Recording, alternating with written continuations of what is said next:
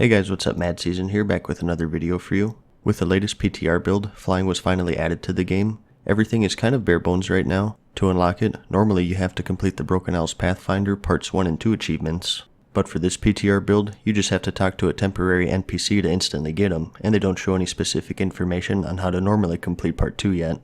So like I said, very bare bones. But nonetheless, you can fly, and it's pretty awesome. It should make world questing a breeze, and I'm very much looking forward to getting it on live servers. It got me thinking about this whole flying versus not flying debate that's been going on ever since Draenor, so I thought it might make for an interesting video to talk about it for a bit. So just in case some of you don't know about this debate, let me summarize it as best I can. Basically, ever since the Burning Crusade expansion, once you hit the max level, you were able to fly in the new zones of the expansion. This was true for the Burning Crusade, the Wrath of the Lich King, Cataclysm, even though most of their zones were just added to the vanilla continents, and the Mists of Pandaria. But once Blizzard's 5th expansion, the Warlords of Draenor, was released, people were pretty surprised and outraged by the announcement that there would be no flying in this expansion. They claimed that they were experimenting and trying to bring a sense of danger back into the world. They said that while flying is convenient, you were able to bypass too much of the game's content and took away from things like exploration, difficulty, discovery, and immersion. So because of this, they wanted to try an expansion with no flying. Now obviously, we did eventually get flying in Draenor, but their original plan was to not have it throughout the expansion's duration. It was only after several months of pressure from the player base that they added it through the Draenor Pathfinding achievement in patch 6.2, 7 months after the release of Draenor. And as you know, the same is true for Legion in the Broken Isles, except this time, they said from the beginning you will eventually be able to unlock it through the Broken Isles Pathfinder achievement, which brings us to where we are now. So that's basically the history of it. The anti-flying argument is that it makes things too easy, and it ruins exploration and immersion. The pro-flying argument is what you would expect. It's people who want the convenience of being able to fly to their destination to complete whatever they're trying to do more quickly. They think that not having flying sort of artificially adds more depth into the game by making everything slower, and they don't really consider being grounded has any worthy advantages.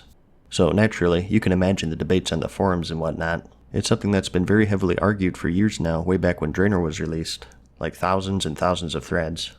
My personal stance is that I would like to have flying immediately at max level, but it's not a huge deal to me, at least not to the point of making an angry thread on the forums. And you may be saying, well, a video is even worse.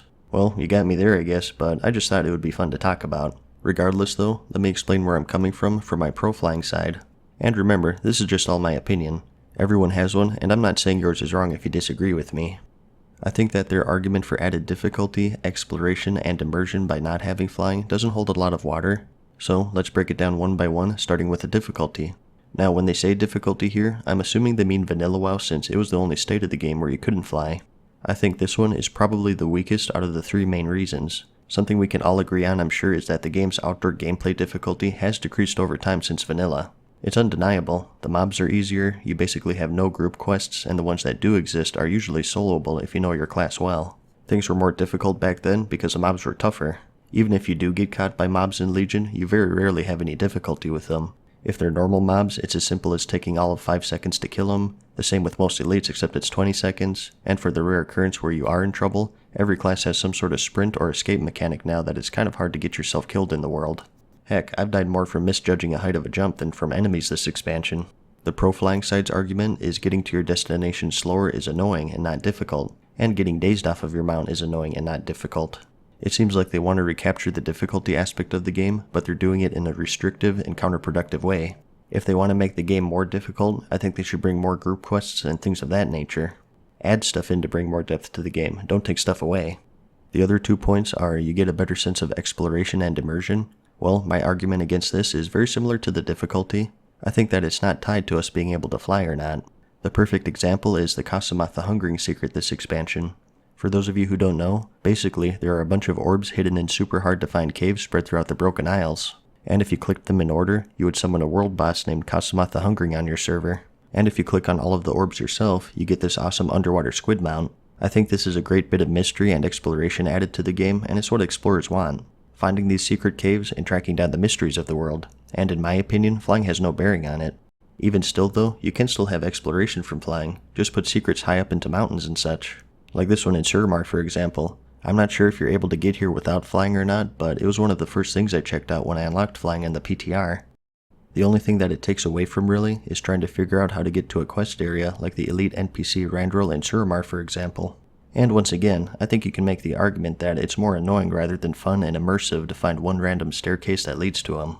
So once again, in my opinion, you can attain these three things without taking out a major aspect of the game, and something that people ignore is the good that comes from flying through that convenience. One of the major criticisms of Legion is that it's very grindy. You guys know me, I don't mind the grind, I actually like it, but it's a big criticism nonetheless. This comes from a lot of things, artifacts, AP grinding through Mythic Plus, world quests, etc. Although it wouldn't be a solution obviously, I think flying would have helped a bit with the world quest portion of the grinding. It's still a grind, but it's one you would be able to knock out much faster. And another aspect is alt leveling. I've gotten quite a few comments now on my channel from people saying that they won't level alts until flying is out. I think there's a decent amount of people there who once they completed the leveling experience once, they want to get it done faster on alts. This was something you could do during the Wrath of the Lich King and Mists of Pandaria days. They had these bind on account tomes that you could send to alts so they could level to max with flying, greatly speeding up the process. So it's just another casualty of delaying flying like this. It's a mindset that Blizzard has with a lot of things, I think. It's kind of like a baby-proofed house if you've ever been in one. The outlets are covered, all of the cupboards have latches on them, sharp corners on furniture have padding on them, and so on. It's them saying, that's not how you have fun, this is how you have fun, sort of putting regulations and guidelines on having fun. I say, just let the players decide on what's fun or not. And for those who don't like flying, they always still have the option of not doing it. There was a similar argument in the Elder Scrolls series. I don't play the series much, so excuse me if I'm wrong here, but ever since Oblivion, you were able to open up your map and fast travel to any destination you want, which wasn't available in the previous game, Morrowind, where you had to find specific people to fast travel you. And even still, only to certain cities. People said that the Oblivion style of fast travel, along with waypoints, ruined the game and made it too easy. Well, my counter-argument to that is to not use them. If you don't like those things, you don't have to use them, and I think it's similar in WoW. If people feel like they get more exploration or difficulty from using ground mounts, it's entirely in their power to not use flying mounts. Admittedly though, that's not a very good comparison since Oblivion and Morrowind are single-player games and not MMOs. I thought it was still relevant though, and I love these games so I wanted to find an excuse to boot them up. I guess this will all be moot when 7.2 hits live servers, but I thought it would still make for a fun video. And like I said, this is just all my opinion. I hope this video didn't come off as too negative because that wasn't the intention. It's just me sharing my thoughts on something I found interesting. Let me know what you think, whether you agree or disagree. I have trouble responding to every comment, but I try to at least read all of them if I can. Just try to keep things constructive is all I ask. We all love this game, I as someone who makes videos about it, and you as someone who not only plays it, but watches videos about it. I think that's something we all have in common, regardless of what direction we think it should go in. But that's about all I have to say.